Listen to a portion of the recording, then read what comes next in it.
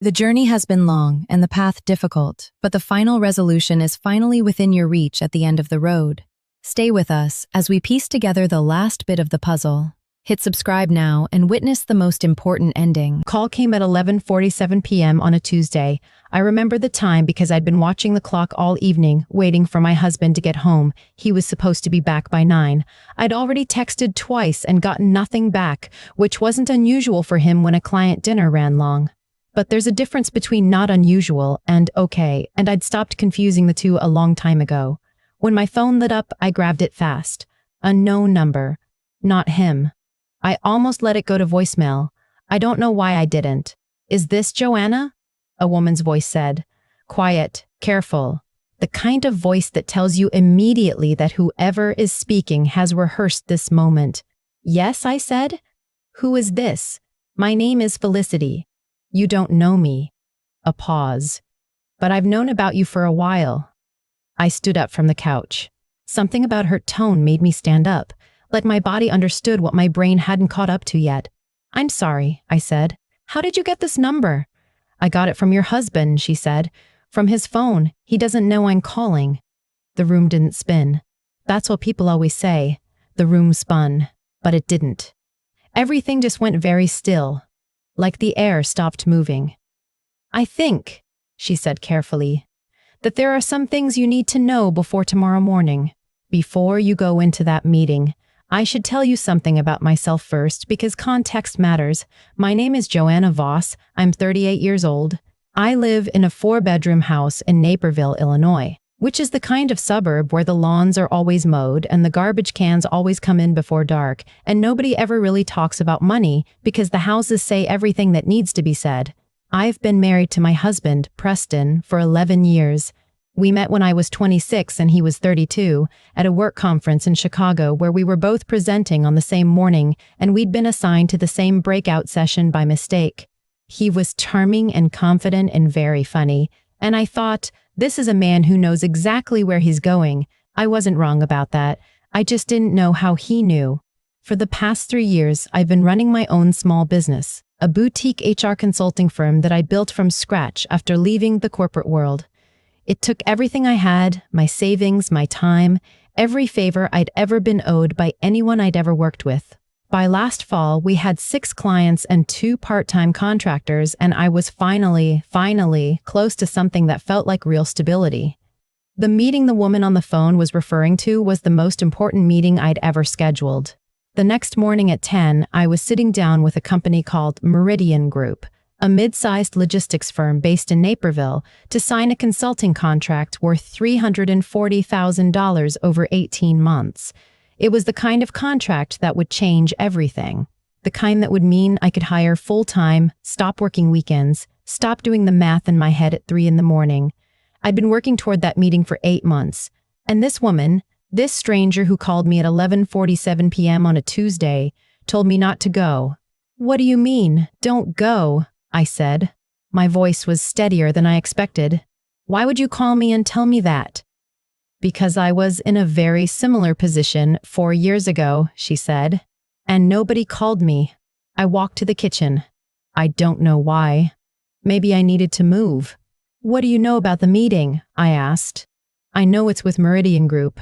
I know the contract is substantial." She paused. "And I know that Preston has been in contact with their CFO for the past 6 weeks." I stopped walking. That's not possible," I said. "Preston isn't involved in my business." "He's been involved for longer than you know," she said. The refrigerator hummed. Outside, a car drove past. Normal sounds. Impossible moment. "Who are you?" I asked again. "How do you actually know any of this?" She was quiet for a second. Then, "I'm his business partner." Or, I was, until I found out what he was doing and I realized you were the next person in line to find out the hard way. I did not sleep that night. I sat at the kitchen table after she hung up and I went through everything she'd told me, slowly, the way you do when information is too large to take in all at once. You break it into smaller pieces, you hold each one up to the light and look for the cracks. Here's what she told me. Preston had, without my knowledge, approached Beridian Group's CFO 8 months ago, the same week I first contacted them about the consulting contract. He presented himself as a silent partner in my firm. He'd told them that any agreement they signed with me would route a percentage of fees through a separate LLC he'd created. He'd been collecting that referral fee in secret from multiple clients for over 2 years, not just Meridian, several others. The money he'd been skimming hadn't come from my business accounts. He was smarter than that. He'd structured it so the payments went directly from clients to the LLC before they ever reached me. I'd been undercharging myself for 2 years and not knowing why the numbers never quite added up the way they should. When Felicity told me the name of the LLC, I almost laughed. It was called Voss Ventures. He'd used our last name. He was that confident I would never find out. I went to my desk. I pulled out every financial statement I had from the last 2 years. I made coffee I didn't drink. I went through every number line by line, and at around 3 in the morning I found the pattern. It was small. It was subtle.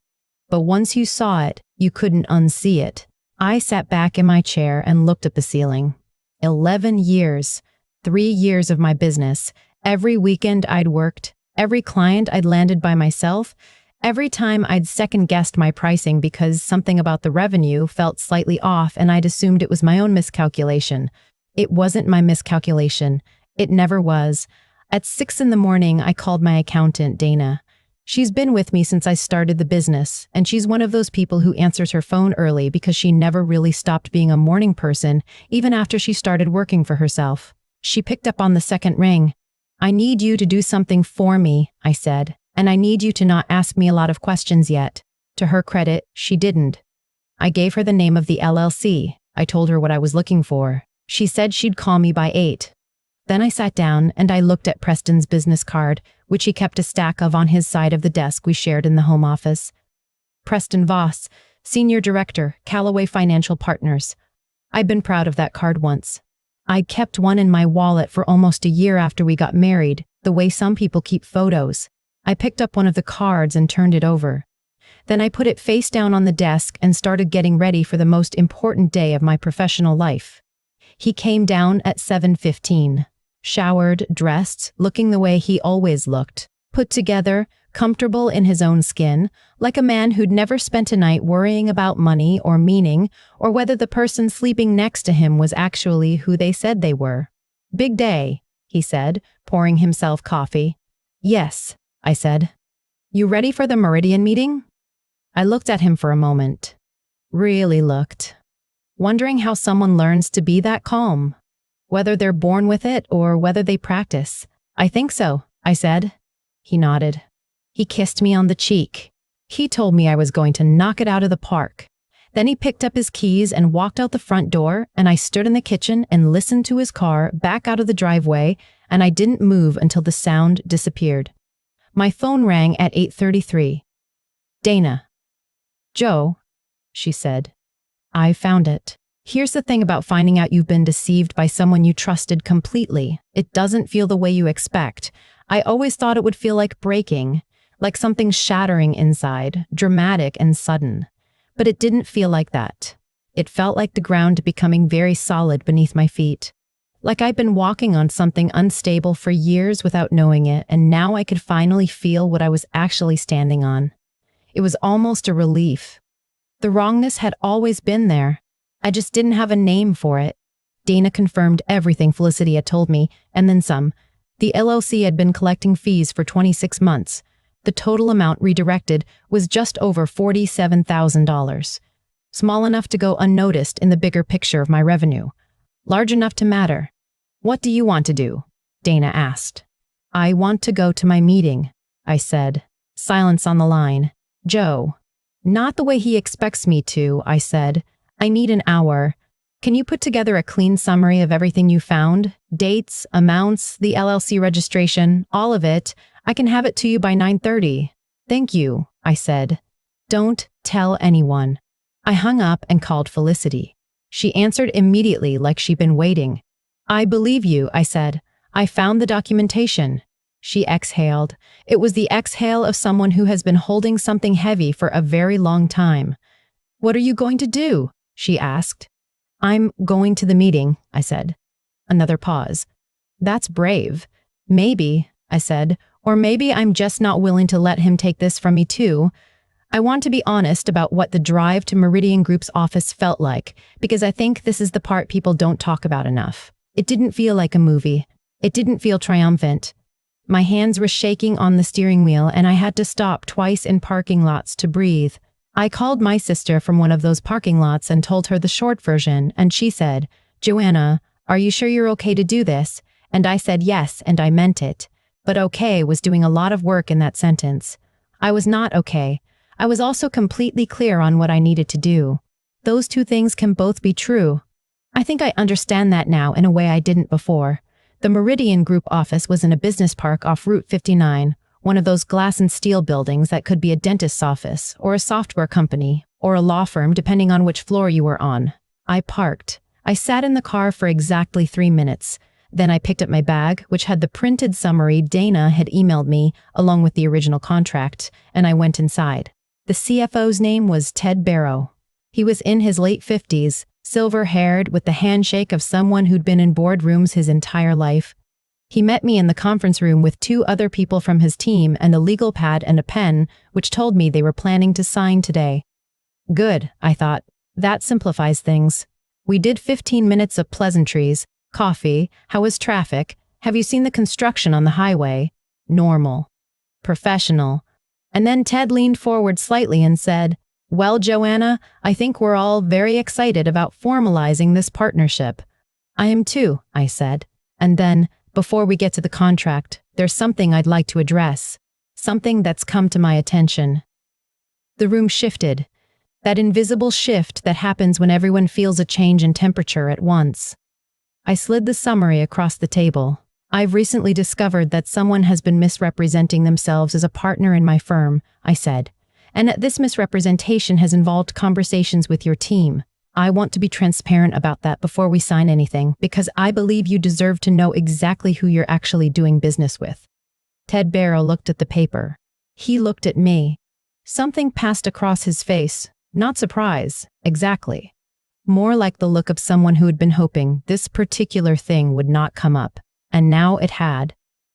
"Joanna," he said carefully. "I'm not here to make this difficult," I said. "I'm here to sign the contract I earned for the work I actually do, without any unauthorized third party involved. I've already consulted with my accountant and I have the documentation here if you'd like to review it." I paused. "I imagine you have questions. I'm happy to answer them." The other 2 people at the table were quiet. Ted set down his pen. "How long have you known?" he asked. "Since this morning," I said. He nodded slowly. Something shifted in his expression, and I realized it was respect. Reluctant, surprised, genuine respect. "We weren't fully aware of the arrangement," he said after a moment. "What was described to us was that it was an agreed-upon referral structure." "It was not," I said. "It was never discussed with me, never disclosed, and never agreed to." The room was very quiet. "Then I owe you an apology," he said. "And I think we need to have a different kind of conversation." We talked for an hour and 40 minutes. I won't tell you everything that was said because some of it is still in process.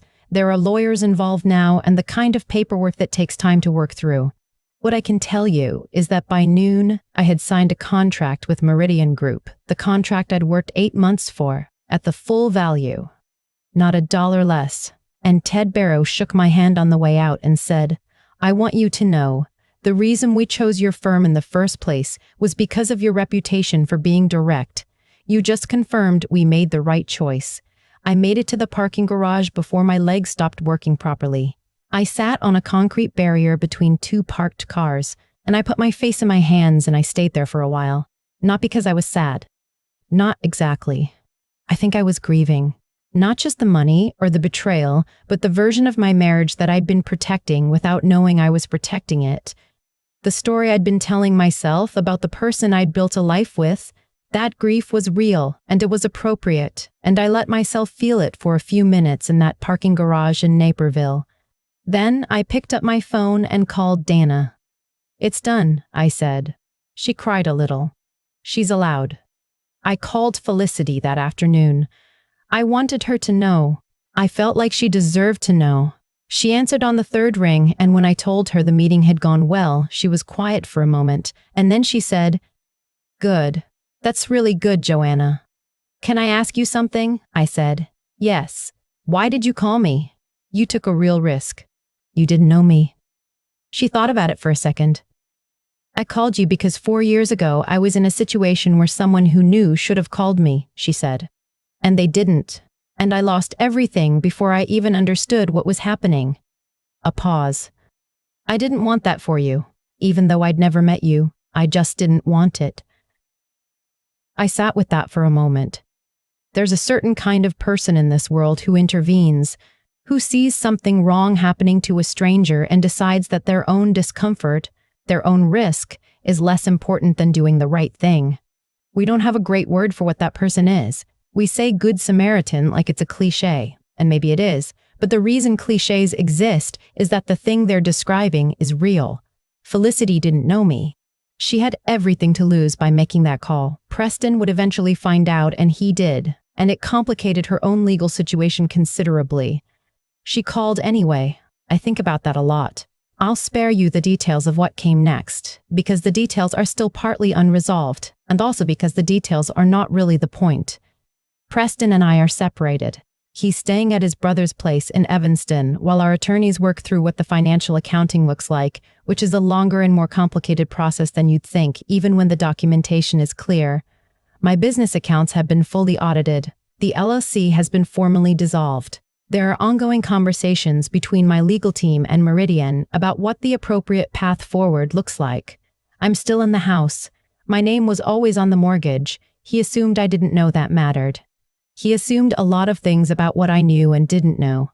The Meridian contract started in January. I hired my first full-time employee in February, a project manager named Cecilia, who was 29 and ferociously organized and talks about spreadsheets with genuine enthusiasm, which I find deeply reassuring. We're already in conversations with 2 new clients. Here's the part I want to leave you with, though, because the business stuff isn't actually what this is about. The night after all of this happened, after the meeting, after the call with Felicity, after I'd gotten home and sat in the kitchen for a very long time, I went through the home office and I found every document I'd ever questioned, every client file where the revenue had felt slightly off, every invoice I'd recalculated 3 times because I kept thinking I must have made an error. I spread them all out on the desk and I looked at all of them together.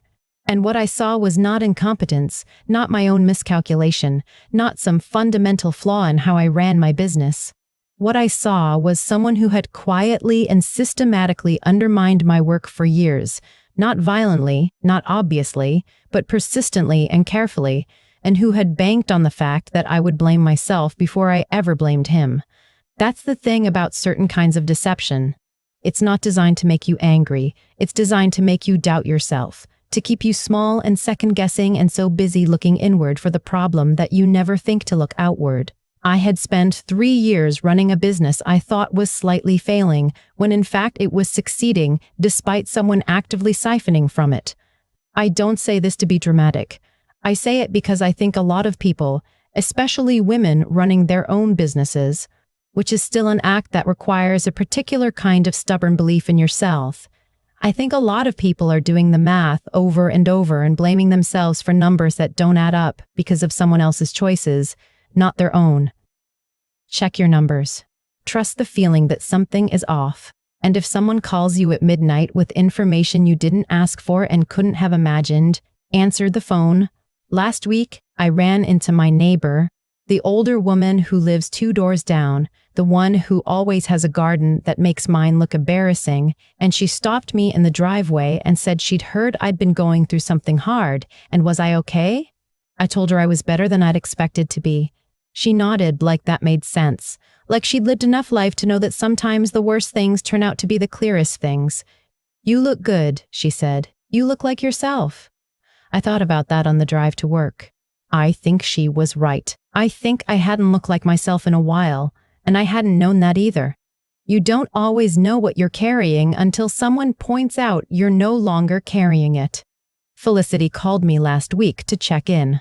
We've become, in the strange way that extreme circumstances sometimes create, something like friends, or at least the beginning of something that might be that. She's rebuilding too, in her own way, from her own version of what happened. We talked for almost an hour. At the end of the call, she said, "I'm glad I called you." I said, "I'm glad you did too. I'm glad you were the kind of person who calls." There was a pause. "I think we both are," she said, "and I think that's true. Not just about her, about me too. Because here's the thing I've learned about the past several months. The thing I keep coming back to, I didn't fall apart. I had every reason to fall apart, and I didn't. I answered an unknown call at midnight. I stayed up all night looking at documents. I drove to a meeting with shaking hands, and I told the truth anyway. I don't say that to sound brave. I say it because I didn't know I could do those things until I had to.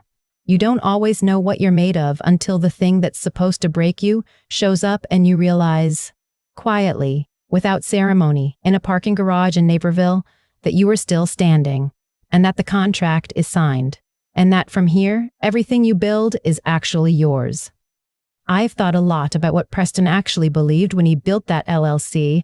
I think he believed I wouldn't look, not because he thought I was stupid, he wasn't that simple, but because he'd watched me for 11 years absorb every unexplained shortfall as my own fault, and he'd learned that I would do his work for him, that I would be my own doubter so he never had to be my accuser. That's a particular kind of cruelty. It doesn't leave marks you can point to. It just quietly teaches you to trust yourself less and less until the habit is so deep you don't even notice it anymore. What I know now is that the consequences of that kind of slow erosion don't wait forever. They accumulate. Every time I repriced a service lower than it was worth, every time I told a potential client I was still growing when I should have said I was already good, all of that came from somewhere. And the somewhere was a pattern of self-doubt that had been carefully, patiently cultivated by someone who needed me, uncertain to keep his arrangement running. When Felicity called, the whole structure finally had a name. And things with names can be dealt with. I don't think Preston planned for Felicity. I don't think he planned for Dana's 8 a.m. call, or for me walking into that conference room with a printed summary and steady enough hands to slide it across the table. He planned for a version of me that no longer existed, one who would have postponed the meeting, gone home, cried, and waited for him to explain things away. That version of me had a lot of good qualities, but she also carried things she should have put down a long time ago. What I've come to understand is that integrity isn't just about doing the right thing when it's easy. It's about doing it when your hands are shaking and the parking lot is empty and you have no guarantee that honesty will be rewarded. I walked into Meridian that morning because the alternative, letting a lie stand because confronting it was terrifying, would have cost me something I couldn't get back. Not the contract, myself. And Felicity. I keep coming back to Felicity. She had no obligation to call me. She had every practical reason not to. Her own legal situation was complicated, and involving herself further only made it more so. She called anyway because she understood something important. That silence in the face of a wrong you could stop is its own kind of choice. She made the harder choice. And because of it, I got to make mine. That's the thing about cause and effect that nobody puts on a motivational poster. It's not just that bad actions have consequences, it's that good ones do too. Quiet, unglamorous ones made by people nobody is watching. Felicity called a stranger at midnight. Dana answered her phone before 8 a.m. I drove to a meeting with coffee going cold in the cup holder and documentation in my bag and fear in my chest, and I told the truth. Each of those things caused the next. None of them were dramatic in the moment. All of them mattered completely. I am still in that house. My business is still mine, and every morning when I sit down at the desk that used to belong to both of us and now belongs to me, I think about what it actually takes to build something real. Not the strategy or the contracts or the revenue figures, but the willingness to see clearly even when seeing clearly is the last thing you want to do. That's what I'd want anyone to take from this. Not that everything works out, sometimes it doesn't. But that you owe it to yourself to look at the numbers, at the patterns, at the small, persistent feeling that something is wrong, that you've been calling your own anxiety when it was actually your own intelligence. Trust that feeling, answer the phone, and then do the hard thing anyway.